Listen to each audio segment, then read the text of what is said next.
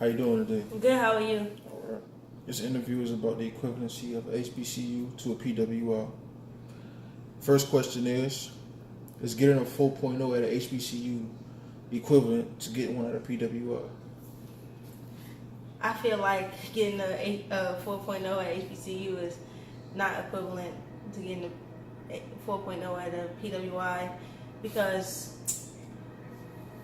I feel as though since the standards to get into a PWI are so high, for example, if you go to UNCC, the standard to get in... Is that where you went? Yes, I transferred from UNCC to Shaw. The GPA to get in is a 3.7, whereas Shaw you only need like a 2.0. I think it is like a 2. And a 2.0 to get in. So if the standards to get in are so high, I believe they will only be even higher getting out.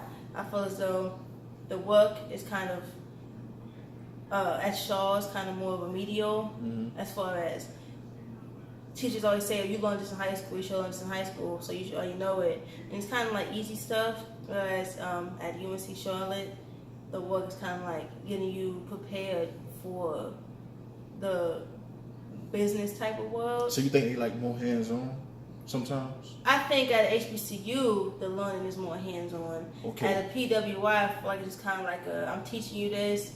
If you don't learn it right now in class, you better go figure it out yourself because next week we'll want something new. Whereas I feel like at a HBCU, it's kind of more like they might say, tomorrow we'll learn something different, or, Wednesday we'll learn something different. But then they might be lean and be like, you know what, we'll go back and learn it a little bit more, but after this I'm done. Whereas at a PWI, it's like, you learn it that day, don't ask you no questions about it, we're moving on. Wow, okay. Is the campus life different? Like, eating in the caf, different. I know y'all had more of a variety of it. Yeah. Greek life is probably a little different. Or special events, How is that? I think campus life at HBCU, I think it depends on where you go and how you experience that. I know at Shaw, people who probably would go from Shaw to, let's say, maybe like Howard, which is another HBCU in Washington, would probably be like, wow, this is really lit. Like, I thought that being at Shaw was lit, but this is like crazy lit. Because that's a bigger campus, bigger school. Greek life is definitely more incorporated into that. I think Greek life is a major part of HBCU's nationwide. I feel like that's a bigger part of HBCU's. When you think of HBCU, you think of the Greek life.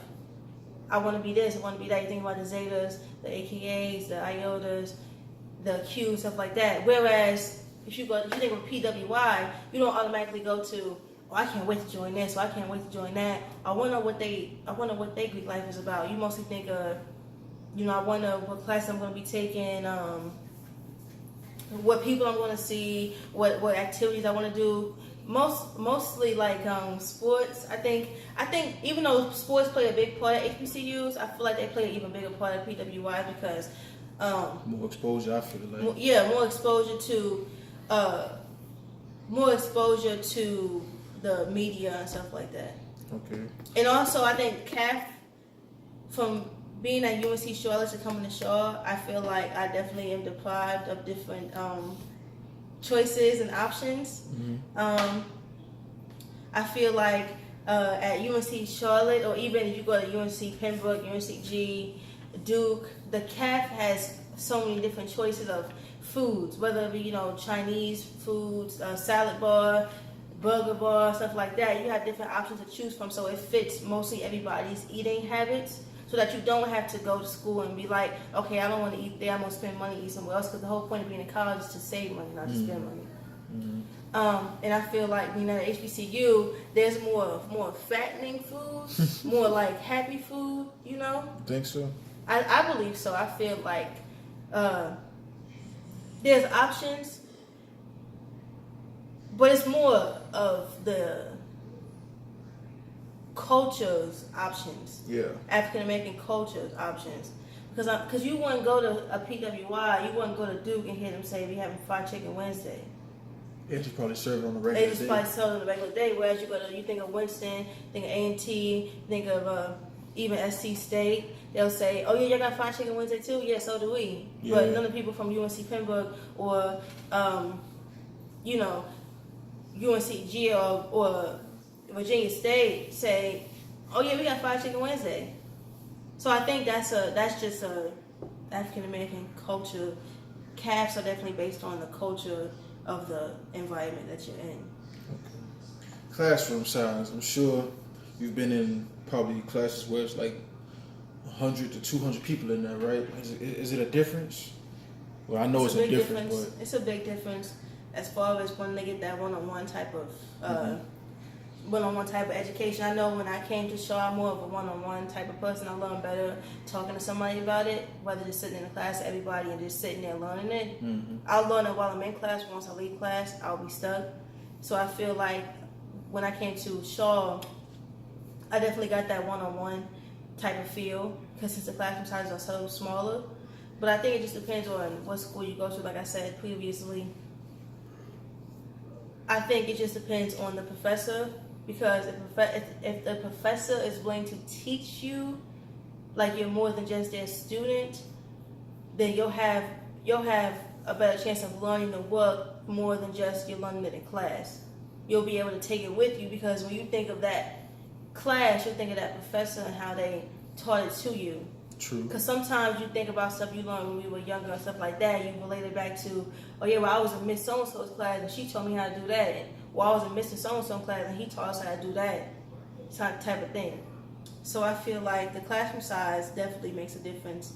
As far as I know, one of the reasons I chose Shaw was because it was a small school, so there was going to be smaller classroom sizes. Yeah. Okay. So I was going to get that one-on-one experience. Okay. All right. One more question. Now, as when we graduate, we will be HBCU graduates, and we will be competing with PWI graduates in the job force, workforce, whatever. Who do you feel the market will target more because they feel like they're more ready? HBCUs or PWIs? I definitely feel like PWIs, most definitely.